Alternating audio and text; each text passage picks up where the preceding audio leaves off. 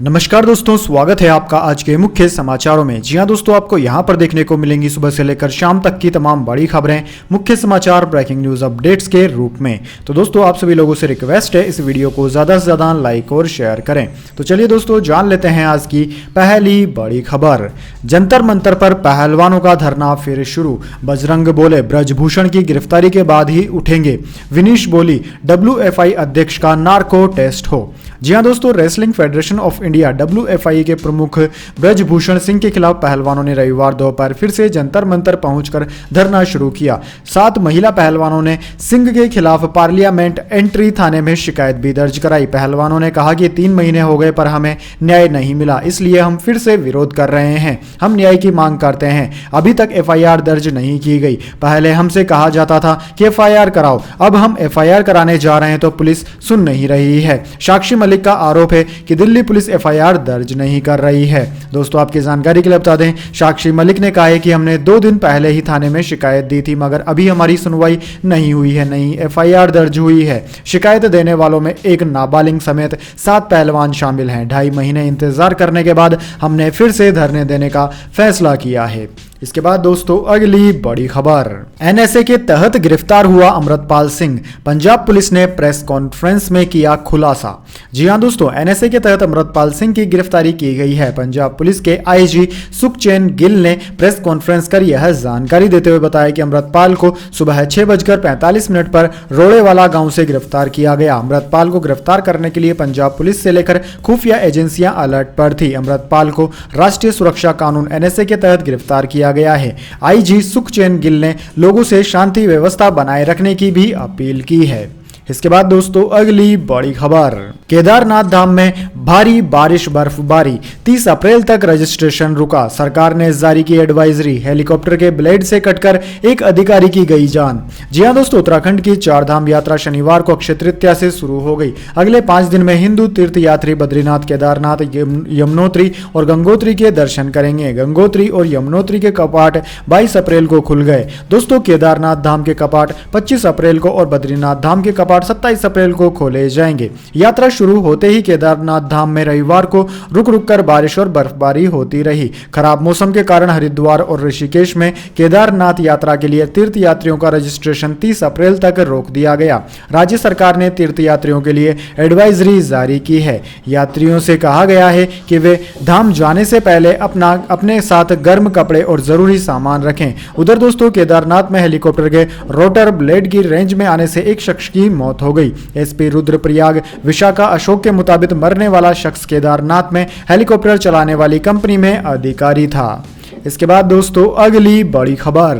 नहीं डूबेगी गाड़ी कमाई, पोंजी एप्स पर लगेगी लगाम। शिकंजा कसने की तैयारी कर रहा है वित्त मंत्रालय। जी हां दोस्तों, आपकी गाड़ी कमाई की रक्षा अब हो सकेगी। दरअसल दोस्तों, सरकार पोंजी एप्स पर लगाम लगाने की तैयारी कर रही है। केंद्रीय वित्त मंत्री निर्मला सीतारमण ने रविवार को कहा कि उनका मंत्रालय पोंजी ऐप पर शिकंजा कसने की तैयारी कर रहा है। वित्त मंत्री ने कहा है कि भोले भाले निवेशकों की गाड़ी कमाई को बचाने के लिए इस संबंध में इलेक्ट्रॉनिक्स एवं सूचना प्रौद्योगिकी मंत्रालय और रिजर्व बैंक RBI के साथ मिलकर काम किया जा रहा है। सीतारमण ने पोंजी ऐप के खिलाफ निवेशकों को आगाह करते हुए कहा है कि उन्हें भी सावधानी बरतनी चाहिए और आकर्षक रिटर्न के बहकावे में नहीं आना चाहिए। उन्होंने कहा कि ऐसे ऐप भी हैं जो लोगों तक पहुंच रहे हैं और दावा कर रहे हैं कि हम यह कर सकते हैं, हम ऐसा कर सकते हैं, आपको इतना पैसा दिलाएंगे। उनमें से कई पोंजी ऐप ऐसी हैं, इन पर शिकंजा कसने के लिए हम इलेक्ट्रॉनिक्स और सूचना प्रौद्योगिकी मंत्रालय और भारतीय रिजर्व बैंक के साथ मिलकर भी काम कर रहे हैं। इसके बाद दोस्तों, अगली बड़ी खबर। 20 दिन में गिर जाएगी शिंदे फडणवीस सरकार, जारी हो चुका है डेथ वारंट। संजय रावत के बयान से मची खलबली। जी हां दोस्तों, महाराष्ट्र में एकनाथ शिंदे और बीजेपी की गठबंधन की सरकार बनने के बाद से उद्धव ठाकरे गुट लगातार उन पर हमलावर है। शिंदे की बगावत के बाद से उद्धव ठाकरे के हाथ से पहले विधायक, फिर सत्ता और आखिर में शिवसेना पार्टी भी चली गई। तभी से उद्धव ठाकरे गुट के नेता एकनाथ शिंदे और बीजेपी पर तरह तरह के आरोप लगा रहे हैं। अब दोस्तों, इस कड़ी में संजय रावत का बड़ा बयान सामने आया है, जिसमें उन्होंने दावा किया है कि शिंदे फडणवीस सरकार अगले 15 से 20 दिन में गिर जाएगी। रावत ने एक बयान में कहा कि महाराष्ट्र में शिंदे फडणवीस सरकार का डेथ वारंट जारी हो चुका है, सिर्फ तारीख का ऐलान होना बाकी है। मैंने पहले ही कहा था कि शिंदे सरकार फरवरी में गिर जाएगी, लेकिन सुप्रीम कोर्ट के फैसले में देरी के कारण इस सरकार की लाइफलाइन बढ़ गई। उन्होंने दावा किया कि यह सरकार अगले 15 से 20 दिनों में गिर जाएगी। इसके बाद दोस्तों अगली बड़ी खबर, मोदी सरकार में नितिन गडकरी के मंत्रालय का बड़ा कारनामा, 9 साल में किया कुछ ऐसा। जी हां दोस्तों, केंद्र सरकार की ओर से लोगों के फायदे के लिए कई काम किए जाते हैं। दोस्तों, सरकार की ओर से अलग अलग विकास से जुड़े प्रोजेक्ट चलाए जा रहे हैं। इनमें लोगों को बेहतर सड़कें उपलब्ध करवाना भी सरकार का ही कार्य है। वहीं दोस्तों, देश में पिछले 9 साल में लगभग 50,000 किलोमीटर राष्ट्रीय राजमार्ग का निर्माण हुआ। आधिकारिक आंकड़ों से यह जानकारी मिली है। देश में 2014-15 में राष्ट्रीय राजमार्ग कुल 97,830 किलोमीटर था, जो कि मार्च 2023 तक बढ़कर 1,45,155 किलोमीटर हो गया है। इसके बाद दोस्तों अगली बड़ी खबर, ट्विटर ने विराट, सचिन समेत अन्य अंतरराष्ट्रीय हस्तियों का ब्लू टिक लौटाया। मस्क ने कहा कई का भुगतान वह खुद कर रहे। जी हां दोस्तों, सोशल मीडिया मंच ट्विटर ने करोड़ों फॉलोवर्स वाले कई चर्चित हस्तियों का ब्लू टिक यानी कि वेरीफाइड बैज बहाल कर दिया है। कुछ दिन पहले ही कंपनी ने भुगतान नहीं करने वाले खातों के ब्लू टिक हटा दिए थे। यह कदम इसलिए भी महत्वपूर्ण हो जाता है क्योंकि इसी सप्ताह शाहरुख खान और सलमान खान से लेकर कांग्रेस नेता राहुल गांधी जैसी चर्चित हस्तियों और राजनीतिज्ञों के ट्विटर खातों से ब्लू टिक हटा दिए गए थे। ट्विटर के मालिक एलन मस्क की माइक्रो ब्लॉगिंग साइट ने इसी सप्ताह शुल्क नहीं चुकाने वाले खातों से ब्लू टिक हटाने शुरू किए थे। अब कई चर्चित हस्तियों के ट्विटर खातों पर ब्लू टिक आश्चर्यजनक रूप से वापस आ गए हैं। सचिन तेंदुलकर और विराट कोहली जैसे शीर्ष क्रिकेटरों के ब्लू टिक हटा दिए गए थे, लेकिन अब उनके ट्विटर खातों पर यह वापस आ गया है। हालांकि यह अभी तक स्पष्ट नहीं हुआ है कि क्या इन लोगों द्वारा इसके लिए भुगतान किया गया है। सोशल मीडिया प्लेटफॉर्म्स पर नजर रखने वाले बर्लिन के एक सॉफ्टवेयर डेवलपर ट्रेविस ब्राउन के अनुसार इन लोगों ने ब्लू टिक वापस लाने के लिए अपनी तरफ से कोई कदम नहीं उठाया है। इसके बाद दोस्तों अगली बड़ी खबर, सूडान में फंसे लोगों का रेस्क्यू, सऊदी अरब ने कई भारतीय नागरिकों को निकाला। यूएस ने अपने 70 डिप्लोमेट्स को एयरलिफ्ट किया। जी हां दोस्तों, अफ्रीकी देश सूडान में लड़ाई के बीच रेस्क्यू ऑपरेशन जारी है। सऊदी अरब ने शनिवार देर रात सूडान में फंसे 158 लोगों को सुरक्षित निकाला। इनमें कई भारतीय भी शामिल हैं। वहीं दोस्तों, रविवार सुबह अमेरिका ने खार्तूम में स्थित अपनी एम्बेसी के स्टाफ को सुरक्षित निकाल लिया। अमेरिकी मीडिया CNN ने एक अधिकारी के हवाले से बताया कि एम्बेसी के 70 डिप्लोमेट्स और उनके परिवार को सुरक्षित निकालने के लिए मिलिट्री के एयरक्राफ्ट्स में एयरलिफ्ट किया गया। सूडान में तख्ता पलट के लिए सेना और पहला मिलिट्री के बीच 9 दिन से लड़ाई जारी है। यहां 15 अप्रैल के बाद से हालात बिगड़ते जा रहे हैं। इसके चलते रेस्क्यू ऑपरेशन में काफी दिक्कतें आ रही है। स्वास्थ्य कर्मी भी घायलों तक नहीं पहुंच पा रहे हैं। इसके बाद दोस्तों अगली बड़ी खबर, जापान में सरकार चलाने चैट जीपीटी की मदद ली जा रही, गलतियां बताएगा, नए आइडिया भी देगा, कम होती जनसंख्या के चलते लिया गया फैसला। जी हां दोस्तों, ओपन एआई के chat box chat GPT launch होने के 5 महीने में ही सबसे चर्चित यह हो गया है। कई जगह इसका इस्तेमाल होने के बाद अब सरकार चलाने के लिए भी इसका इस्तेमाल किया जा रहा है। दरअसल दोस्तों, जापान के कनागावा प्रांत में योकोसुका शहर ने घोषणा की है कि वह प्रशासनिक कार्यों में मदद के लिए चैट जीपीटी का उपयोग शुरू करेगा। नगर पालिका सरकार की वेबसाइट पर यह घोषणा की गई। वहीं दोस्तों, निर्देश दिए गए हैं कि सभी कर्मचारी इस चैट बॉट का उपयोग सेंटेंस को छोटा करने, स्पेलिंग मिस्टेक सुधारने और आइडियाज लिखने में इसका इस्तेमाल कर सकते हैं। शहर की जनसंख्या में कमी के खतरे के चलते सरकारी काम को एफिशिएंसी लाने के लिए यह फैसला लिया गया है। इसके बाद दोस्तों अगली बड़ी खबर, 70 सालों में लोकतंत्र बचाया, आपको पीएम बनाया, खड़गे का बीजेपी को जवाब, कर्नाटक पर बोले एमएलए चोरी हो जाते हैं। जी हां दोस्तों, कांग्रेस अध्यक्ष मल्लिकार्जुन खड़गे प्रधानमंत्री नरेंद्र मोदी पर निशाना साधते हुए कह रहे हैं कि कांग्रेस ने 70 सालों में लोकतंत्र को बचाया है और आपको पीएम बनाया है। खड़गे कर्नाटक में होने वाले विधानसभा चुनाव के मद्देनजर बोल रहे थे। उन्होंने कहा कि कर्नाटक के चुनाव राहुल बनाम मोदी के मुद्दे पर नहीं बल्कि राज्य के मुद्दे पर लड़ा जाए। कर्नाटक विधानसभा चुनाव में अब करीब 2 सप्ताह का वक्त ही रह गया है। राज्य में सत्ताधारी बीजेपी और विपक्षी कांग्रेस पूरा जोर लगा रही है। इसी बीच कांग्रेस अध्यक्ष मल्लिकार्जुन खड़गे ने इंडिया टुडे के एक कार्यक्रम में कर्नाटक चुनाव पर बात की। दोस्तों, उन्होंने कहा कि पीएम मोदी हर जगह पहुंच जाते हैं, कहते हैं कि मुझे देखो, अरे भाई क्या देखें आपको, म्युनिसिपैलिटी में भी आपको देखना है, कॉरपोरेशन में भी आपको देखना है, एमएलए इलेक्शन में भी आपको देखना है, पार्लियामेंट में भी आपको देखना है। अरे कितनी जगहों पर दिखेंगे। कांग्रेस अध्यक्ष ने कहा कि पीएम मोदी की पार्टी को, उनके कार्यक्रमों को लोग यहां पसंद नहीं कर रहे हैं। राहुल बनाम मोदी के सवाल पर खड़गे ने कहा कि हम 2024 में लड़ेंगे। कर्नाटक का चुनाव राज्य के मुद्दे पर लड़ा जाए, भ्रष्टाचार, बेरोजगारी, महंगाई, नंदनी जैसे मुद्दों पर होगा। इसके बाद दोस्तों जाने अगली बड़ी खबर, लेकिन उससे पहले मेरी आपसे एक छोटी सी रिक्वेस्ट है, अगर दोस्तों आपको अभी तक हमारी न्यूज़ पसंद आई तो इसे एक छोटा सा लाइक जरूर दे दीजिए, और अगर आपको पसंद नहीं आई है तो बेशक आप डिसलाइक भी कर सकते हैं, लेकिन दोस्तों लाइक और डिसलाइक जरूर कीजिए, क्योंकि दोस्तों यही हमारी मेहनत का फल होता है और इसी से हमें पता चलता है कि आपको हमारी वीडियोज़ पसंद आ रही है या नहीं। तो चलिए दोस्तों जान लेते हैं आज की अगली बड़ी खबर। सलमान को फैंस ने दी ईदी, दूसरे दिन बॉक्स ऑफिस पर फिल्म को मिला सॉलिड जंप। जी हाँ दोस्तों, बॉलीवुड सुपरस्टार सलमान खान की फिल्म किसी का भाई किसी की जान को दूसरे दिन थिएटर्स में जनता ने जमकर प्यार दिया। शुक्रवार को रिलीज हुई फिल्म का ओपनिंग कलेक्शन सभी अनुमानों से बहुत पीछे छूट गया था। पिछले कई सालों से ईद पर सलमान खान की फिल्मों को धमाकेदार ओपनिंग मिलती रही है। लॉकडाउन के कारण थिएटर्स बंद होने से पहले सलमान की ईद रिलीज भारत को 42 करोड़ की ओपनिंग मिली थी, लेकिन किसी का भाई किसी की जान के ओपनिंग कलेक्शन ने सलमान फैंस को शॉक कर दिया। मगर शनिवार को ईद होने का फायदा सलमान की फिल्म को खूब मिला। सुबह से ही फिल्म के शो शुक्रवार से ज्यादा भरे हुए नजर आ रहे थे और इतना तय था कि किसी का भाई किसी की जान दूसरे दिन अच्छा जंप लेने वाली है, लेकिन यह जंप इतना तगड़ा होगा ये उम्मीद शायद ही किसी को रही हो। दरअसल दोस्तों सलमान के साथ थिएटर्स में ईद मनाने आए सिनेमा फैंस ने इस साल भी निराश नहीं किया और अपने भाईजान को बढ़िया ईदी दी। दोस्तों अनुमान लगाया जा रहा है कि दूसरे दिन का कलेक्शन 24 से 26 करोड़ रुपए के बीच रह सकता है। इसके बाद दोस्तों अगली बड़ी खबर, रिलायंस नहीं करेगा अपने इस बिजनेस को मर्ज, मुकेश अंबानी ने किया था बड़े निवेश का ऐलान। जी हां दोस्तों, अरबपति मुकेश अंबानी की कंपनी रिलायंस इंडस्ट्रीज अपनी subsidiary company Reliance new energy limited को मर्ज नहीं करेगा। रिलायंस इंडस्ट्रीज ने रेगुलेटरी फाइलिंग में जानकारी देते हुए कहा कि रिलायंस इंडस्ट्रीज का प्लान इस कारोबार को मर्ज करने का नहीं है। यह डेवलपमेंट 21 अप्रैल को हुए न्यू एनर्जी बिजनेस और इन्वेस्टमेंट स्ट्रक्चर पर रिव्यू मीटिंग के बाद आया है। तेल से टेलीकॉम तक कारोबार करने वाला रिलायंस इंडस्ट्रीज ने अपने फाइलिंग में बताया कि बोर्ड की बैठक में फैसला लिया गया है कि रिन्यूएबल एनर्जी बिजनेस RNEL के अंडर ही चलेगा। इसके बाद दोस्तों अगली बड़ी खबर, दिल्ली यूपी समेत इन राज्यों में तेज हवाओं के साथ बूंदीबांदी का अलर्ट, गर्मी से मिलेगी राहत।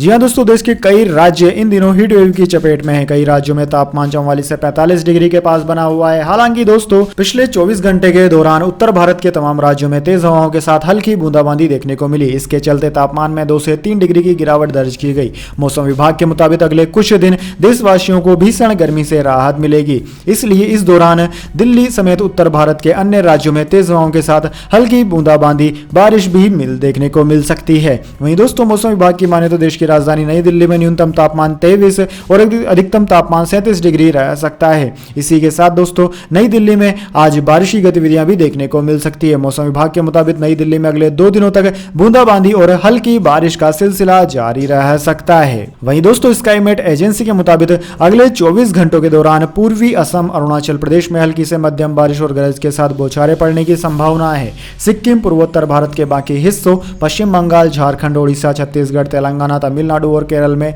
हल्की से मध्यम बारिश हो सकती है। वहीं दोस्तों पश्चिमी हिमालय, हरियाणा के कुछ हिस्सों, पंजाब, बिहार, दक्षिण पूर्वी उत्तर प्रदेश, दक्षिण पूर्वी मध्य प्रदेश, आंध्र प्रदेश और दक्षिण आंतरिक कर्नाटक में छिटपुट बारिश के साथ गरज के साथ बौछारें पड़ सकती है। वहीं दोस्तों देश के तटीय इलाकों में लू की स्थिति अभी भी जारी रह सकती है। इसके बाद दोस्तों अगली बड़ी खबर, बेटी अतिया को दी जाती है गालियां, सोशल मीडिया यूजर्स पर सुनील शेट्टी ने निकाली भड़ास। जी हां दोस्तों, हिंदी सिनेमा के दमदार कलाकारों का जिक्र किया जाए तो उनमें सुनील शेट्टी का नाम तो हमेशा होता ही है। कमाल की एक्टिंग और बेबाक अंदाज को लेकर सुनील काफी जाने जाते हैं। दोस्तों इसी बीच सुनील शेट्टी ने सोशल मीडिया से जिंदगी में पड़ने वाले प्रभाव को लेकर खुलकर बात की। सुनील शेट्टी ने बताया कि उनकी बेटी और बी टाउन की एक्ट्रेस अतिया शेट्टी को गालियां दी जाती है, जिसकी वजह से उनको काफी बुरा लगता है। हाल ही में सुनील शेट्टी द रणबीर शो में शिरकत करने पहुंचे थे। इस इस दौरान सुनील शेट्टी से मॉडर्न एरा में सोशल मीडिया से बढ़ते क्रेज और प्रभाव को लेकर सवाल पूछा गया। इस पर सुनील शेट्टी ने बेबाक तरीके से जवाब देते हुए कहा कि सोशल मीडिया आपके जीवन को नष्ट कर सकता है। कभी कभी मैं इसके कारण ज्यादा बात करने से डरता हूं। आज के सोशल मीडिया के जमाने में प्राइवेसी नहीं है, ये आपकी जिंदगी को बुरी तरह से तबाह कर सकता है। एक वाक्य को 15 बार अलग अलग तरीकों से संपादित किया जाता है, जिसके चलते मुझे काफी डर लगता है। इसके बाद दोस्तों अगली बड़ी खबर, नेपाली प्रधानमंत्री बोले भारत जाने से पहले होमवर्क जरूरी। चीनी समर्थक प्रचंड प्रधानमंत्री बनने के बाद पहला विदेशी दौरा करेंगे, मई में होगी विजिट। जी हां दोस्तों, नेपाल के प्रधानमंत्री पुष्प कमल दहल उर्फ प्रचंड भारत आने वाले हैं। दिसंबर में प्रधानमंत्री बनने के बाद ये उनकी पहली विदेश यात्रा होगी। इस विजिट से पहले उन्होंने कहा कि मैं भारत दौरे के लिए तैयारी पूरी कर रहा हूं, ये दौरा जल्द ही होने वाला है। उन्होंने यह भी कहा कि भारत जाने से पहले उन्हें सही तरीके से होमवर्क करने की जरूरत है। इस काम के लिए विदेश मंत्रालय ने ग्राउंड वर्क शुरू कर दिया है। चीनी समर्थक माने जाने वाले प्रचंड की भारत यात्रा कई बार टल चुकी है। पहले जानकारी दी गई थी कि वो 20 अप्रैल तक भारत का दौरा करेंगे, फिर बताया गया कि वो 28 अप्रैल को भारत आएंगे, जबकि अब जानकारी दी गई है कि उनकी भारत यात्रा मई में होगी। दोस्तों 2008 में पीएम बनने के बाद भारत आने की परंपरा उन्होंने तोड़ दी थी, अब वे वापस से इसे निभाने वाले हैं। इसके बाद दोस्तों अगली बड़ी खबर, 25 अप्रैल को शुरू होगी देश की पहली वाटर मेट्रो। कोच्चि में प्रधानमंत्री दिखाएंगे हरी झंडी, फर्स्ट डिजिटल साइंस पार्क का भी इनॉग्रेशन करेंगे।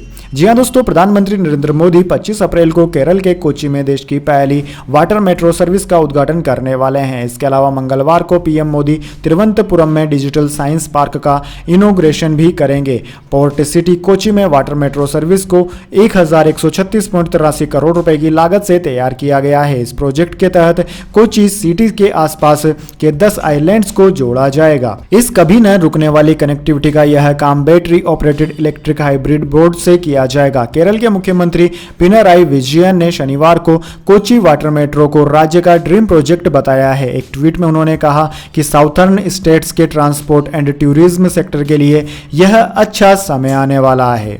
इसके बाद दोस्तों अगली बड़ी खबर, अडानी ग्रुप को मिली राहत, जयपुर इंटरनेशनल एयरपोर्ट के ट्रांसफर पर नहीं देना होगा जीएसटी। अक्टूबर 2021 में हुई थी डील। जी हां दोस्तों, अडानी ग्रुप को जयपुर इंटरनेशनल एयरपोर्ट की डील में बड़ी राहत मिली है। हाल ही में authority for advance ruling AAR ने कहा है कि एयरपोर्ट्स पर अथॉरिटी ऑफ इंडिया द्वारा अडानी ग्रुप को जयपुर इंटरनेशनल एयरपोर्ट के ऑपरेशन के ट्रांसफर पर कोई जीएसटी लागू नहीं होगा।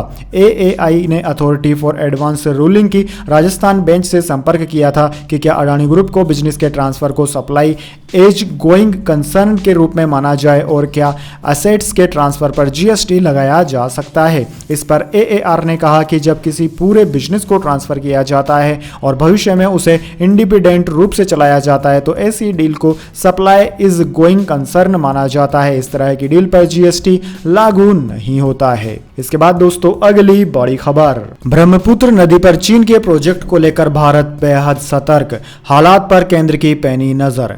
जी हां दोस्तों, केंद्रीय जल शक्ति मंत्री गजेंद्र सिंह शेखावत ने कहा है कि भारत में प्रवेश से पहले चीनी इलाके में ब्रह्मपुत्र नदी पर 60,000 मेगावाट क्षमता की पड़ोसी देश की पन बिजली परियोजना को लेकर केंद्र सरकार पूरी तरह सतर्क है और इस पर पैनी नजर बनाए हुए है। उन्होंने कहा कि परियोजना के कारण भारतीय हित प्रभावित न हो, इसे लेकर सरकार पूरी तरह से जागरूक है। शेखावत ने पीटीआई भाषा के साथ एक विशेष साक्षात्कार में कहा कि चीन पहले लगातार इस बात से इनकार करता रहा है कि इस तरह की उसकी कोई बांध परियोजना है, लेकिन गत 2-3 वर्षों में पहले वहां की सरकारी कंपनी पावर चाइना ने और बाद में वहां की सरकार ने अपनी पंचवर्षीय योजना में इस बात का उल्लेख किया है। उन्होंने कहा है कि पहले पावर चाइना ने और बाद में वहां की सरकार ने अपनी पंचवर्षीय योजना में उल्लेख किया है कि ब्रह्मपुत्र नदी जहां पर भारत में प्रवेश करती है उससे पहले ऊपरी इलाके में कई तरह के ढांचे खड़े कर 60,000 मेगावाट पन बिजली पैदा की जाएगी। शेखावत ने कहा कि भारत सरकार निरंतर इस विषय पर पैनी नजर बनाए हुए है। इसके बाद दोस्तों अगली बड़ी खबर, पहलवानों के मुद्दे को नजरअंदाज कर रही है दिल्ली पुलिस। स्वाति मालीवाल ने नोटिस भेजकर पूछा क्यों दर्ज नहीं हुई एफआईआर। जी हां दोस्तों, दिल्ली महिला आयोग की अध्यक्ष स्वाति मालीवाल ने महिला पहलवानों के यौन उत्पीड़न मामले में कथित तौर पर प्राथमिकी दर्ज करने को लेकर पुलिस को नोटिस जारी किया है। महिला पहलवानों ने दिल्ली महिला आयोग से शिकायत की है कि उन्होंने 2 दिन पहले पुलिस को लिखित शिकायत दी है, लेकिन अभी तक उनकी प्राथमिकी दर्ज नहीं की गई। दोस्तों आपकी जानकारी के लिए बता दें कि भारतीय भारतीय कुश्ती महासंघ के खिलाफ अपनी शिकायतों को लेकर पहलवान जंतर मंतर पर प्रदर्शन कर रहे हैं। भारतीय पहलवान और ओलंपियन बजरंग पूनिया ने बताया कि अभी तक कुछ हुआ नहीं है, यही कारण है कि कनॉट पैलेस थाने में शिकायत भी दी गई है। दिल्ली पुलिस उस पर अपनी कार्यवाही करेगी। स्वाति मालीवाल ने पुलिस को जो नोटिस दी है उसमें उन्होंने स्पष्ट किया है कि दिल्ली महिला आयोग को भारतीय कुश्ती महासंघ के अध्यक्ष ब्रजभूषण शरण सिंह की ओर से महिला पहलवानों के यौन शोषण की शिकायत प्राप्त हुई थी, जिसके बाद आयोग ने 21 अप्रैल 2023 को कनॉट पैलेस पुलिस स्टेशन पर शिकायत दर्ज कराई थी। इस पर अब तक कोई कार्रवाई नहीं हुई है। जब इस मामले को लेकर पुलिस थाने से पूछा गया कि इस पर क्या कार्रवाई हुई तो मौजूदा समय पर एफआईआर न दर्ज होने की सूचना प्राप्त हुई है। तो दोस्तों यह थी आज की तमाम बड़ी खबरें। इसके बाद दोस्तों बारी आती है आज के माइंड क्यूज क्वेश्चन की। जी हाँ दोस्तों, एक आसान से सवाल का जवाब देकर आप जीत सकते हैं एक अमेजिंग सरप्राइज गिफ्ट हमारे यूट्यूब चैनल की ओर से। तो दोस्तों आज का सवाल आपकी स्क्रीन पर आ चुका है। भारत की वह कौन सी नदी है जो कि उल्टी दिशा में बहती है? जी हाँ दोस्तों, आप जानते हैं भारत की उस एकमात्र नदी का नाम जो कि विपरीत दिशा में यानी कि उल्टी दिशा में बहती है। तो जल्दी से उस नदी का नाम कमेंट बॉक्स में लिख दीजिए। अगर दोस्तों आपका जवाब होता है एकदम सही और आप चुन जाते हैं लकी विजेता के रूप में, तो आपको मिल सकता है एक अमेजिंग सरप्राइज गिफ्ट हमारे यूट्यूब चैनल की ओर से। तो दोस्तों जल्दी से अपना उत्तर कमेंट बॉक्स में लिख दीजिए, वीडियो को लाइक कर लीजिए और चैनल को सब्सक्राइब करके बेल आइकन भी दबा लीजिए। धन्यवाद। वंदे मातरम। जय हिंद, जय भारत।